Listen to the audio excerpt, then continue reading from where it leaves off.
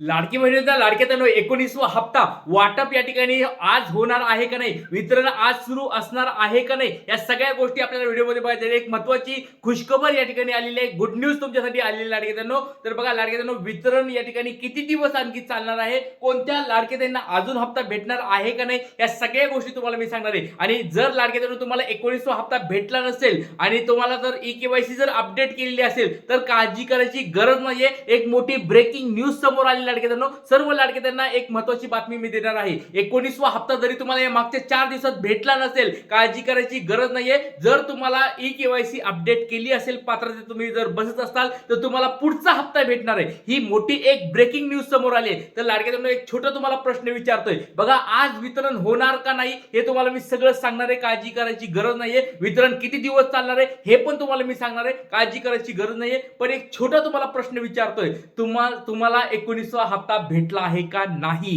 19वा हप्ता तुम्हाला भेटला असेल तुमचं नाव सांगायचंय, जिल्हा सांगायचंय आणि तुम्हाला कधी 19वा हप्ता भेटलाय कमेंट बॉक्स मध्ये पटपट सांगायचंय. कारण की आता 20वा हप्ता नेमका कधी भेटणार आहे, याच्याबद्दल काय बातमी येणार आहे का समोर, या सगळ्या गोष्टी तुम्हाला व्हिडिओमध्ये मी सांगणार आहे. अधिवेशन चालू आहे लाडक्यानो आणि अधिवेशनामध्ये आपली लाडकी बहीण योजना खूप गाजत आहे आणि त्याच्यामुळेच लाडक्यानो 2100 रुपये हप्ता वाटपाबद्दल पण या ठिकाणी बातम्या यायला सुरुवात झालेली आहे. येणारं जे बजेट असणार आहे, या बजेटमध्ये 2100 रुपये हप्ता भेटणार का नाही याच्यावर मोठी चर्चा होणार आहे. कारण की मागच्या तुम्ही एक दिवसापूर्वी बघितलं असेल की 2100 रुपये वाटप करावं असं विरोधी पक्षच डायरेक्ट म्हणायला लागले. त्याच्यामुळे लाडक्या बहिणींना एक खुशखबर या ठिकाणी आलेली आहे. ती तुम्हाला खुशखबर या व्हिडिओमध्ये मी देणार आहे. व्हिडिओ खूप महत्त्वाचा आहे, काळजीपूर्वक हा व्हिडिओ बघायचा लाडक्यानो. चला आता वेळेवर व्हिडिओला सुरुवात करूया. वितरण किती दिवस चालणार आहे, वितरण थांबलं आहे का, 5 दिवस, आज हा 5वा दिवस आहे. वितरण सुरू होऊन हा 5वा दिवस आहे. मग आज वितरण होणार का नाही हे सांगणार आहे. आणि 4500 रुपये हप्ता केव्हा मिळणार आहे. आता बघा लाडकीतून एक गोष्ट लक्षात ठेवा, 17वा 18वा हप्ता लाडक्याला भेटला नाहीये. आता तुम्ही म्हणत असाल की सर जाऊन द्या, 17वा 18वा हप्ता नाही भेटला, 19वा भेटायला सुरू झालंय, हे खूप महत्वाचं आहे. पण लाडक्यातून एक गोष्ट लक्षात ठेवा, तुम्ही पात्रतेमध्ये बसत असताना पण तुमचा 17वा 18वा हप्ता भेटला नाहीये, दिला गेला नाहीये, ही खूप महत्वाची गोष्ट आहे.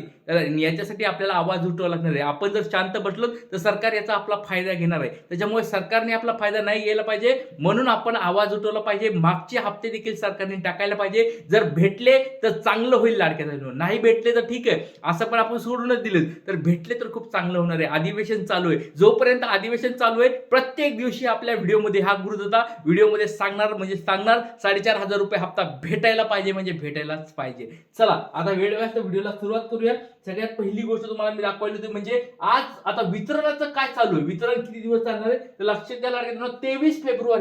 23 फेब्रुवारीला गुड न्यूज आली होती. पहिली गुड न्यूज आली 23 फेब्रुवारी संध्याकाळी 5च्या नंतर 6 वाजता जरा जोरात सुरू झालं. तर लाडक्यांना वाटलं पण नव्हतं की यावेळेस हप्ता वाटप होईल. तर मी तुम्हाला सांगितलं होतं लाडक्यांना, काळजी करू नका, तुम्हाला शेवटच्या आठवड्यात हप्ता भेटणार म्हणजे भेटणार, हे तुम्हाला मी त्याच्या अगोदरच सांगितलं. त्याच्यामुळे काळजी करायची बिलकुल गरज नाही. आपण ज्या गोष्टी सांगतो तुम्हाला आता त्याचा विश्वास पटला असेल. दुसरी गोष्ट म्हणजे 24 फेब्रुवारीला दुसऱ्या दिवशी पण वाटप झालं, पण खूप कमी.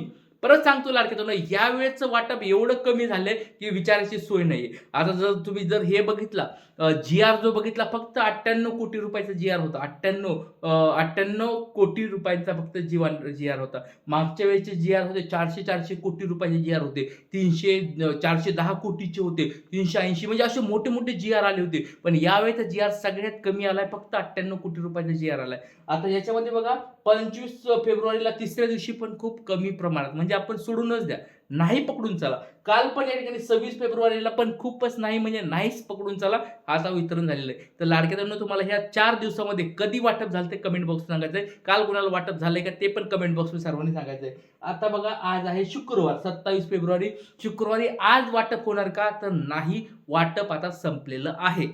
हे तुम्हाला मी डायरेक्ट आता क्लिअर करून सांगतो. काल पण वाट बघितली आपण, पण बऱ्याच लाडक्यांना काल पण हप्ते आले नाहीत. आज या ठिकाणी सांगतो तुम्हाला की आज देखील तुम्हाला आता हप्ता भेटणार नाही. 19व्या हप्त्याचं वितरण संपलंय, हे तुम्हाला डायरेक्ट जाहीर करतोय. जानेवारी महिन्याचा हप्त्याचं वाटप आता संपलंय. पुढच्या वेळेस ज्यावेळेस डीबीटी चालू होईल त्यावेळेस पुढचे हप्ते भेटतील, किंवा मागचे जर टाकायचे असेल ते पण पुढेच टाकले जातील. आता तरी शक्य नाहीये, हप्ता आता बंद झालेला आहे.